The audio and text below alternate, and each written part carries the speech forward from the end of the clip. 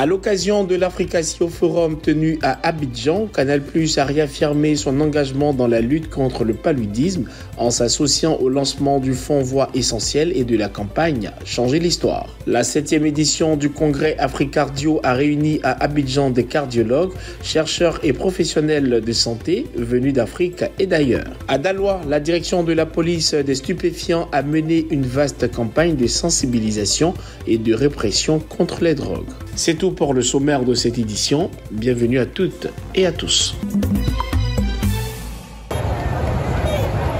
Encore un marché en feu à Abidjan. Un incendie s'est déclenché le jeudi 15 mai au petit matin aux alentours de 4 heures à Petit Lomé dans la commune d'Adjamé. Le feu s'est rapidement propagé, semant la panique chez les commerçants. On nous a appelé qu'il y a incendie au marché. Donc on est venu, on est troublé, on ne sait pas où mettre la tête. Donc on demande aux autorités ivoiriennes, ils n'ont qu'à nous aider. Parce que le dégât est trop, le dégât matériel même c'est trop. On nourrit notre famille, nos enfants, nos parents, on nourrit nos familles. Donc on ne sait pas actuellement là, on ne sait pas où mettre la tête. Aussitôt alertés, les sapeurs-pompiers sont rapidement intervenus pour maîtriser l'incendie. Grâce à leur efficacité, aucune perte en vie humaine n'est à déplorer, mais une personne a été blessée. Alors, arrivé sur les lieux, les secours étaient effectivement confrontés à un feu.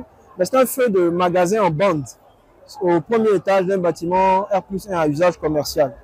Environ 8000 m², une surface de 8000 m². La difficulté, c'était l'axe logique qui était encombré par des badauds et des articles, des marchandises. Et puis, le risque de rupture en alimentation en eau parce qu'il n'y a pas de poteau d'incendie à proximité. Malgré la maîtrise de l'incendie, les dégâts matériels sont considérables. Plusieurs victimes, encore sous le choc, expriment leur désarroi face aux pertes de leurs marchandises. Une enquête est en cours pour déterminer les causes du sinistre.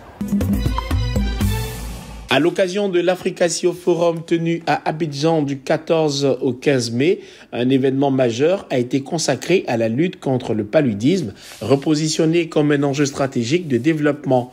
Canal+ y a réaffirmé son engagement aux côtés des acteurs privés africains.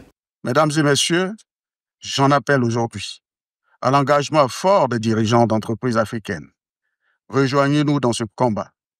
Soutenez les fonds Voix essentielle pour l'élimination du paludisme et mettez vos expertises au service d'une Afrique libérée de ce fardeau.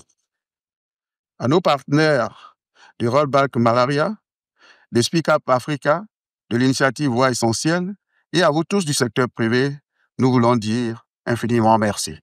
Ce rendez-vous a marqué le lancement du fonds Voix essentielle et du volet francophone de la campagne Changer l'histoire sous le thème « Le paludisme, levier économique et sociétal ». Aujourd'hui, nous souhaitons lancer un mécanisme, donc Voix essentielle pour l'élimination du paludisme, comme un moyen concret pour les entreprises du secteur privé qui souhaitent nous accompagner de pouvoir donc nous soutenir à travers ce fonds qui a pour ambition de soutenir 210 organisations d'ici 2030 à travers 9 pays. Il a fait 100%. Témoignages, plaidoyer et mobilisation du secteur privé ont renforcé l'élan collectif vers une Afrique libérée du paludisme avec Canal+ en partenaire stratégique.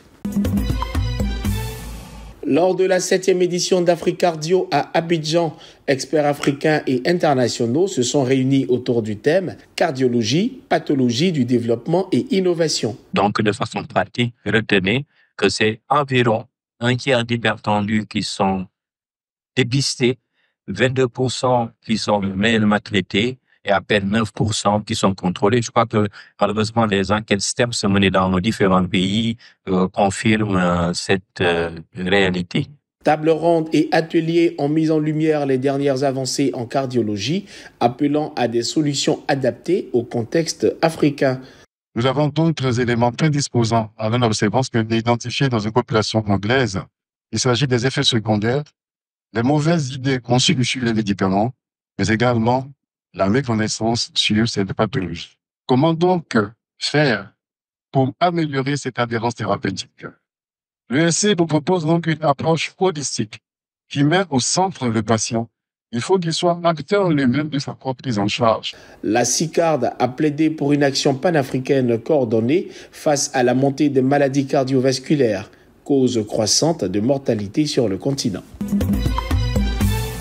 Du 29 avril au 2 mai, la direction de la police des stupéfiants et des drogues a lancé une campagne de sensibilisation et de répression à Daloa, Séguéla et Vavois. L'objectif de ces journées, c'est de nous faire connaître des différentes populations.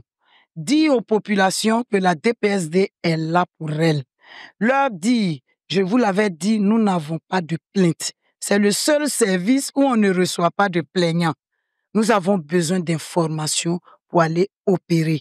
Et donc, on a besoin de l'apport des populations. Qu'elles nous donnent des informations pour que nous puissions sauver leur progéniture, pour que nous puissions interpeller les dealers qui sont dans la communauté, connus par elles, les populations. Sous le thème « Jeunes de Côte d'Ivoire, dites non à la drogue », l'opération a combiné actions de sensibilisation, destruction de fumoirs et incinération de drogue. Ce matin, nous avons procédé avec la DPSD à l'incinération de plusieurs drogues et de produits pharmaceutiques de qualité inférieure saisis sur la période du 1er février 2024 au 31 mars 2025.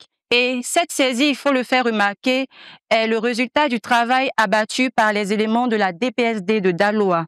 Et il convient de les en féliciter et également les encourager dans cette noble lutte qu'ils mènent. Nous voulons croire que toutes ces opérations vont contribuer à dissuader, n'est-ce pas, les utilisateurs et autres trafiquants. Et nous espérons de même que ces opérations se poursuivront. Nous vous assurons de notre part que nous allons les poursuivre à travers des patrouilles que nous initions ici à Daloa. Une initiative forte pour protéger la jeunesse et garantir l'avenir du pays. C'est tout pour ce 7 minutes préparé par l'ensemble de la rédaction. Merci de l'avoir suivi. Restez sur cette info. Les programmes se poursuivent.